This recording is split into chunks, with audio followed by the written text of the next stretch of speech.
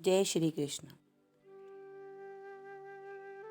मनुष्य के जीवन मूल्य उसके तकिए के नीचे ही पड़े हैं, जिन्हें पाने के लिए वो कमरे जैसी सारी दुनिया में भटकता रहता है, परंतु स्वयं के तकिए को नहीं जांचता है। जीवन निर्माण हमें कैसे करना है? वह कंप्यूटर में सब प्रोग्राम डाल देता है, फिर हमें तो केवल उन्हें खोलना होता है, बाकी सब अस्तित्व का डाला हुआ होता है। ईश्वर ने हमारे प्रोग्राम सारे लिखे हुए हैं। हमारा लेखक कोई मानवीय मनुष्य नहीं, इस ब्रह्मांड का खुद दाता है। मानस बोध है, एक कथा है। एक आदमी था, उसकी पत्नी और एक बच्चा भी था।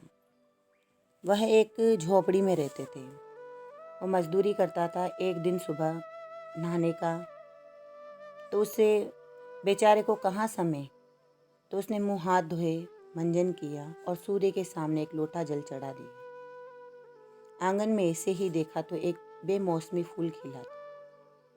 ऐसा फूल उसने कभी नहीं देखा था। ऋतु नहीं थी बल्कि बेमौसमी फूल था, और वह इतना सुंदर था कि क्या बताए। बहुत समय के बाद खिला है, दुर्लभ सा, मानो खुशबू भी कहते ना बने, अनुभव ही किया जाए। इतनी खुशबू, इतनी मुखारिता, इतनी रंगीन और सुंदर कि क्या कहें। आदमी ने लोटा एक ओर रखकर इस दुर्लभ फूल को तोड़ा और तोड़ लिया, सोच के मेरे गांव में, मेरे नगर में लोग फूल के बहुत कद्र करते हैं और ये बिल्कुल दुर्लभ फूल देखकर लोग आकर्षित हो जाएंगे। मैं इसे बेचूं तो मुझे बहुत अच्छे दाम मिल सकते हैं। तो वो फूल लेकर निकला। पैर में जूते नहीं है, फटी धोती पहनी हुई है, पगड़ी बंधी है और हाथ में फूल लिए। फूल से सबका मन मोहित हो गया, सबकी आंखें आकर्षित हो गई। सबकी जुबान पूछने के लिए बेताब हो गई कि कौन सा फूल है, इसका क्या नाम है। तो इस तरह एक फूल ने पूरे नगर को खुशबू से वश में कर लिया। वहां से नगर से घोड़ा गाड़ी में निकला तो उस आदमी के पास फूल को देखते ही रुक गया। नगर से मर्मज्ञ था। उसने पूछा, ये फूल बेचना है? आदमी बोला, हाँ सेठ जी, बेचना है। पूछा, कितना दाम लोगे? अब ये गरीब आदमी बेमौसमी फूल का दाम बताते कि इतने में वहाँ से मंत्री की गाड़ी निकली। ये भाव ताव हो कुछ जवाब मिले। इतने में मंत्री बीच में टपका और पूछा, अरे ये फूल कहाँ का है, बेचना है क्या? अब मंत्री बोले तो नगर से चुप हो गया। आदमी ने कहा, मंत्री मोदी, बेचना तो है। मंत्री ने पूछा, कितने में बेचना है? वह गरीब आदमी बेचारा कीमत बोलता कि इतने में। उधर से हाथी पर राजा निकला। राजा आ गया तो मंत्री चुप हो गया। राजा ने फूल की ओर देखा, होठ पर से ही पूछा, ये फूल बेचना है? कहाँ है मालिक, बेचना है। राजा ने कहा, तो वो फूल मुझे बेच दो। नगर सेठ को बेचते हो तो शायद वो 5 रुपये देता, मेरा मंत्री खरीदता तो शायद 5,000 रुपये देता, लेकिन मैं तुम्हें 50,000 रुपये देता हूँ। ये फूल मुझे दे दो।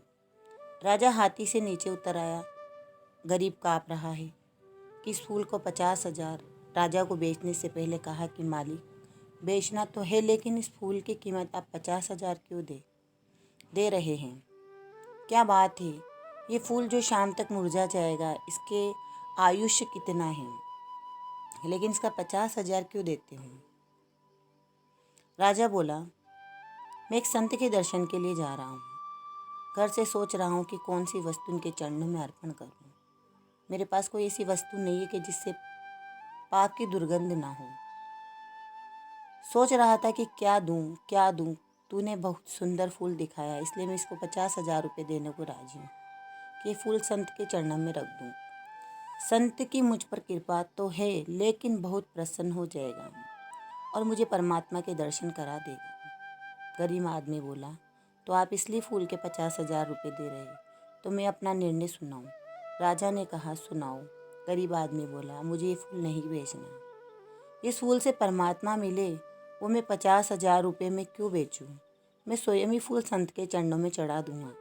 इससे एक जन्म ही नहीं, इस जन्म जन्मांतर की दरिद्रता और मोह मिट जाएगा। यह आदमी संत के पास दौड़ा और वो फूल संत के चरणों में चढ़ा दिया और धन्य हो गया। ये कहानी मैंने आपको इसलिए सुनाई क्योंकि हम मनुष्य देह के रूप में बेमौसमी फूल मिल गए हैं। हमने अपने कोई पुण्य की खेती नहीं की है। बेमौसमी फूल हमें हमारे बाड़े में मिले हैं। वो फूल उग चुका है। अचानक मानव देह मिल गई। ये सब बेमौसमी फूल हैं। आचरण से तो दिखाई नहीं देता कि मनुष्य बनने योग्य हैं। जिए, देखे और जाए। हम कथाओं में कहते हैं कि संसार में आ गए तो 3 वस्तुएं करनी चाहिए। जिए, प्रेम से जिए। अब जीना ही है तो प्रेम से जिए। देखे, प्रेम से देखे। किसी का देश ना देखे, ये बहुत घातक है।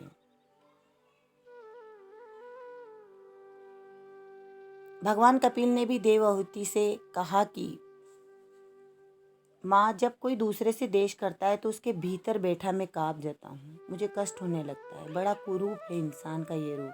प्रेम से तो देखो, जाए, प्रेम से जाए। जब जाना हो तो प्रेम से जाए। ये जगह छोड़ना ही है तो प्रेम से छोड़े, फिर प्रेम ही करके जाए।